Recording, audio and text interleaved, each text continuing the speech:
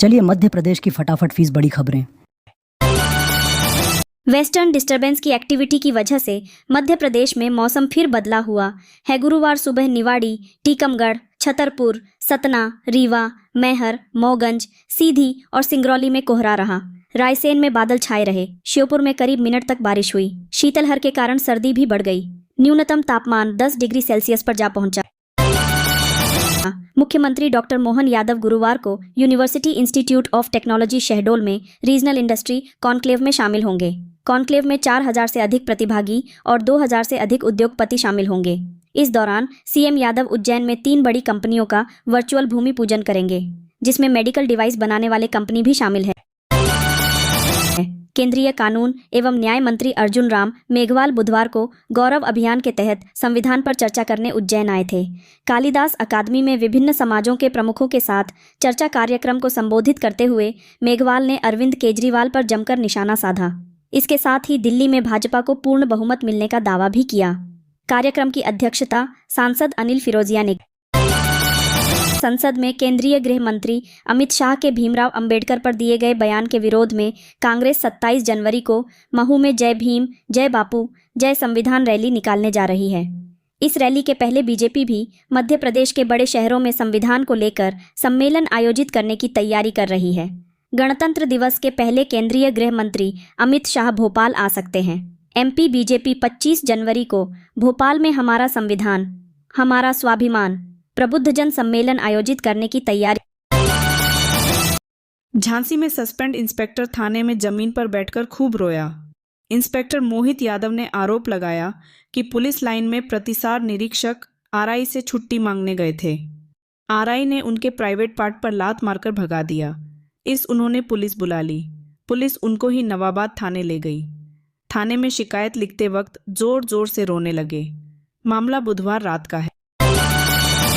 देश दुनिया के सबसे बड़े धार्मिक मेले में 40 करोड़ श्रद्धालुओं के आने को लेकर ठगों का इंटरनेशनल ग्रुप भी सक्रिय है। श्रद्धालुओं को जाल में फंसाकर ऑनलाइन ठगी, डिजिटल अरेस्ट, साथ ही महाकुंभ में फर्जी वेबसाइट के जरिए लाखों की ठगी के मामले के बाद अब नया मामला सामने आया है।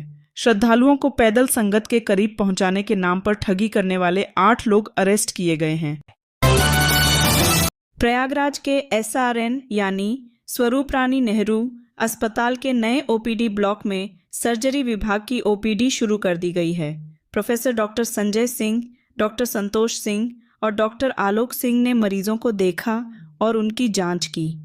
नए ओपीडी ब्लॉक की शुरुआत से मरीजों को बेहतर सुविधाएं और आधुनिक चिकित्सा सेवाएं उपलब्ध कराई जा रही हैं।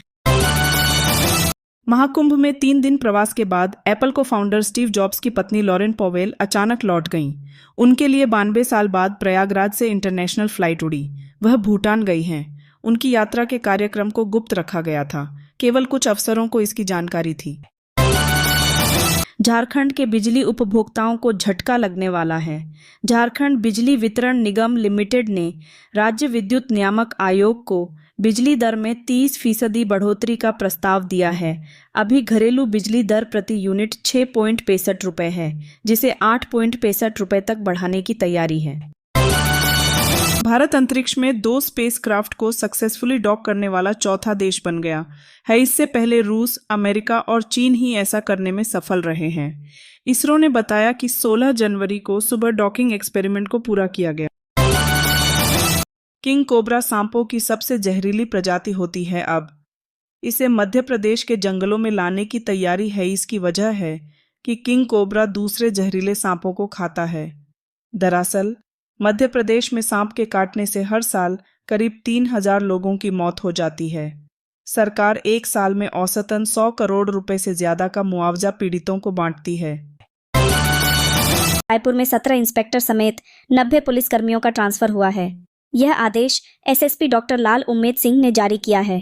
इस आदेश के मुताबिक लंबे समय से पुलिस लाइन के रिजर्व केंद्र के प्रभारी वैभव मिश्रा को यातायात में भेजा गया है। वहीं अनीश सारथी रक्षित केंद्र के नए प्रभारी होंगे। रायपुर में सरपंच चुनाव जीतने के लिए लूट की झूठी कहानी रचने का मामला सामने आया है।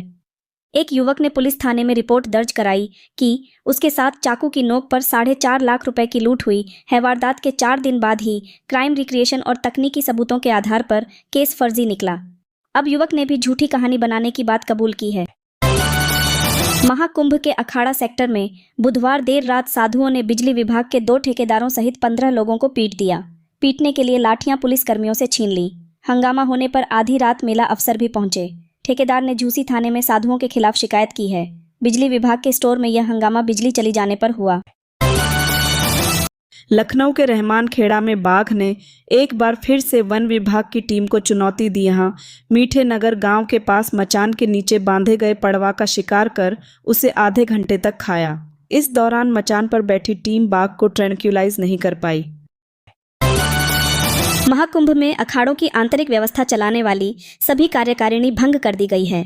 अखाड़ों के कामकाज को चलाने वाली सरकार का कार्यकाल महाकुंभ शुरू होने के साथ खत्म हो गया। राष्ट्रपति शासन की तर्ज पर पंचायती व्यवस्था लागू की गई है।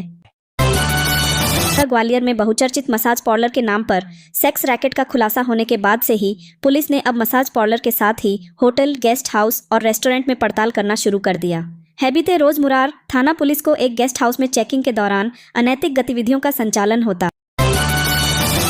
भोपाल के सबसे लंबे जीजी गणेश मंदिर से गायत्री मंदिर तक फ्लाईओवर का काम पूरा हो गया है।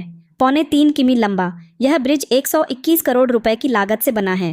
15 दिन में थर्ड आर्म यानी तीसरी भुजा और सर्विस लेन भी पूरी हो गई है। इस ब्रिज का उद्घाटन केंद्रीय मंत्री नितिन गडकरी कर सकते हैं।